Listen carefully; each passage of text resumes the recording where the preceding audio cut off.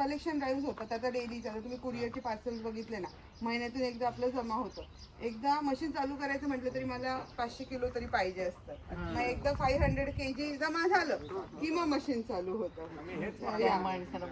हो नाही म्हणजे आहे तो मनुष्य, मग त्यावेळेस तो मशीन करतो तर त्यावेळेस दुसरं काम नाही करत. मग बाकीच्या फ्रेम वगैरे फोडायचं पण काम असतं ना, तर ते मल्टिपल जे तुम्ही व्हिडिओमध्ये बघितलं असेल तर मल्टिपल गोष्टींमध्ये आहे. म्हणजे एकच म्हणजे म्हणतात एक सिंपलची गोष्ट आहे. आता मी आता हे ब्रेसलेट घातलेत बरोबर आहे ना, आता हे पण स्टोन आहे, पण मी मशीन मध्ये डायरेक्टली तो स्टोन नाही घालू शकत, त्यातला मला दोरा बाजूला करणं आहे. म्हणजे आपल्याला असं वाटतं की आपण म्हणतात ना, जसं आपली एक बॉडी वेगवेगळ्या ऑर्गन्सने बनली, तसेच आपले फोटो फ्रेम मूर्त्या वेगवेगळ्या गोष्टींनी बनल्या. कागद असतो, प्लास्टिकचा फ्रेम असतो, लाकडाची फ्रेम असते. सिंपल आपल्या पीओपीची मूर्ती आहे, तर आपल्याला वाटतं की ती मूर्ती ती पाण्यामध्ये, पण ती पाण्यामध्ये होत नाही. आम्हाला लिटरली तिला ती मशीन मध्ये पण एवढी होत नाही.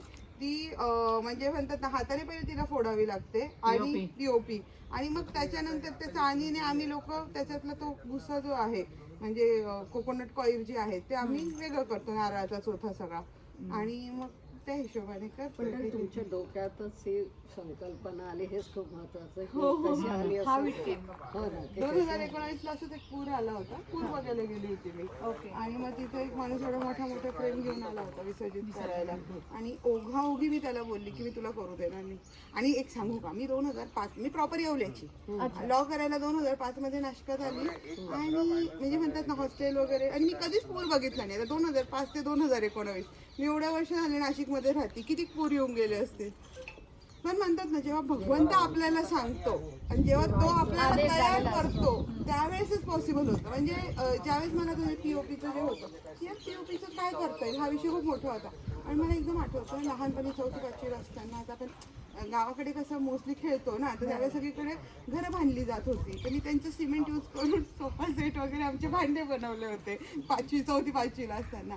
मग म्हटलं यार व्हाय नॉट, म्हटलं आपण या पीओपीच्या पावडरमध्ये सम सिमेंट वगैरे मिक्स करून का काही करू शकत नाही. पण ज्यावेळेस इतकेच म्हणतात ना ती आयडिया आहे ना, आणि मग ती इम्प्लिमेंट करताना खूप चॅलेंजेस पण आले. तसा हा वेन जो तुम्ही बघताय तो काय एवढा इझिली झाला नाही. त्याला 2 ते 3 म्हणजे 1 वर्ष तरी मला 1 ते 1.5 वर्ष झाले.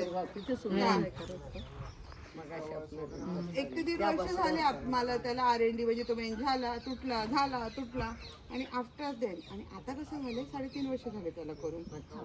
म्हणजे काही फ्रेम्स आहेत तिथं माझ्या, आता मी ज्या रांगोळ्या तुम्ही बघितल्या तर त्या रांगोळ्या सुद्धा वॉशेबल पेंट येतो.